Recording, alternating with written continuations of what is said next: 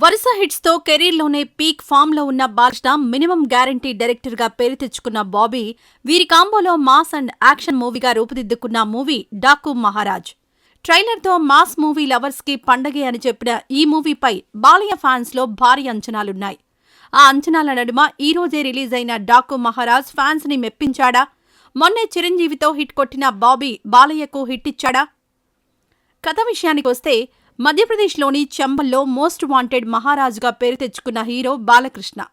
చిత్తూరు జిల్లా మదనపల్లికి చెందిన ఒక చిన్న పాపని సేవ్ చేయడానికి నానాజీగా పేరు మార్చుకుని ఆ పాపకి డ్రైవర్గా చేరుతాడు.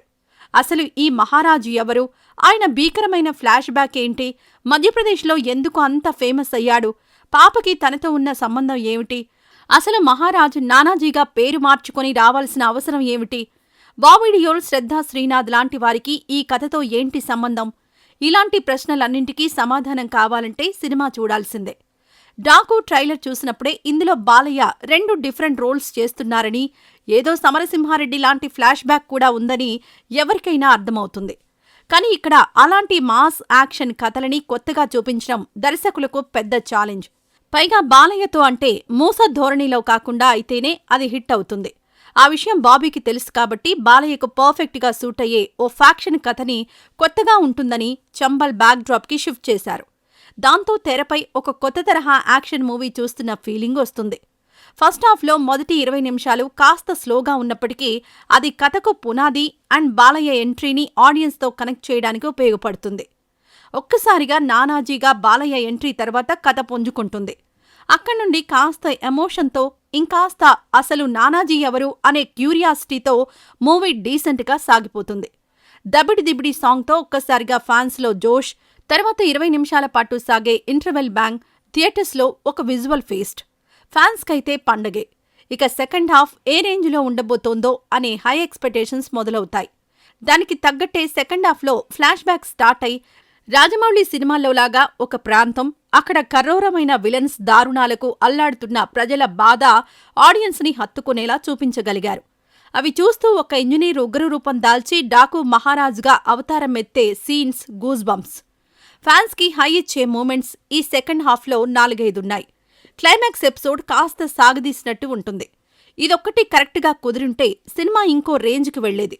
So good first half, decent second half అన్నమాట. ఓవరాల్గా హిట్ మూవీ డాకు మహారాజ్. బాలయ్యకు ఇలాంటి మాస్ అండ్ యాక్షన్ పాత్రలు కొత్తేమీ కాదు. కానీ ఇందులో ఆయన లౌడ్ యాక్షన్కి భిన్నంగా ఇందులోని నటన చాలా డిఫరెంట్గా సెటిల్ పర్ఫార్మెన్స్తో ఉంటుంది. బాలయ్యను అలా చూడడం ఫ్యాన్స్కు కానీ ప్రేక్షకులకు కానీ కొత్తగా ఉంటుంది. అలాగే ఎమోషన్స్ని కూడా పండించారు బాలయ్య. ఆయన డైలాగ్స్ గురించి కొత్తగా చెప్పేదేముంది? ఒక్క మాటలో చెప్పాలంటే సినిమా అంతా బాలయ్య అదరగొట్టారు అంతే. హీరోయిన్స్గా చేసిన ప్రజ్ఞ జైష్వాల్, శ్రద్ధా శ్రీనాథ్ పాత్రలు చాలా లిమిటెడ్గా ఉన్నప్పటికీ అందులో కూడా వాళ్లు చాలా బాగా నటించి మెప్పించారు. యానిమల్ తర్వాత బాబీ డియోల్ మంచి విరనిజాన్ని పండించాడు, కానీ ఆయన పాత్ర ఇంకాస్త డెప్త్గా ఉంటే బాగుండు అనిపిస్తుంది. మకరంద్ దేశ్ పాండే చంబల్ బ్యాక్ డ్రాప్కి సరిపోయారు. సచిన్ ఖేడ్కర్, చాందినీ చౌదరి పాపగా నటించిన బాలనటి డీసెంట్గా కనిపించారు. రవికిషన్ పాత్ర గుర్తుంటుంది. ఊర్వశి రౌతేలా ఐటెం సాంగ్లో తన గ్లామర్తో మెరుస్తుంది.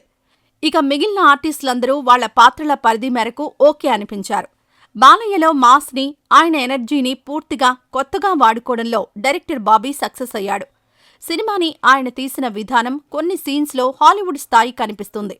ఆడియన్స్కి ఒక డిఫరెంట్ ఎక్స్పీరియన్స్ ఇవ్వడంలో కష్టపడ్డ బాబీ పనితనాన్ని ఖచ్చితంగా మెచ్చుకోవాల్సిందే. బాలయ్య సినిమా అనగానే తమన్కి పూనకాలొచ్చేస్తాయి. డాకులో కూడా చాలా చోట్ల పూనకాలు తెప్పించే బీజియం ఉంది. ముఖ్యంగా ఇంటర్వెల్కి ముందొచ్చే యాక్షన్ ఎపిసోడ్లో తమన్ బీజియం బాక్సులు అదిరిపోయేలా ఉంటుంది. డీఓపీ విజయ్ కన్నన్ విజువల్స్ రిచ్గా ఉన్నాయి. ఎడిటింగ్ షార్ప్గా ఉంది. Fights superb. డైలాగ్స్ కొన్ని చోట్ల పేలాయి. Production values top notch. Balakrishna performance, action scenes, Thaman background score, high production values, rich visuals plus points కాగా చాలా చోట్ల ప్రెడిక్ట్ చేయగలిగే scenes, characters establishment, normal climax కాస్త మైనస్ పాయింట్స్. టోటల్గా హిట్ మూవీ. సంక్రాంతి సీజన్తో మాస్ ఆడియన్స్ ఎంత బాగా రిసీవ్ చేసుకుంటారనే దాంతో బ్లాక్ బస్టర్ కూడా కొట్టొచ్చు. బాలయ్య ఫ్యాన్స్కు, మాస్ లవర్స్కు మాత్రం ఈ డాకు మహారాజ్ పండుగ లాంటి మూవీ. ఫైనల్లీ మా ఓల్గా రేటింగ్ 3.25 out of 5.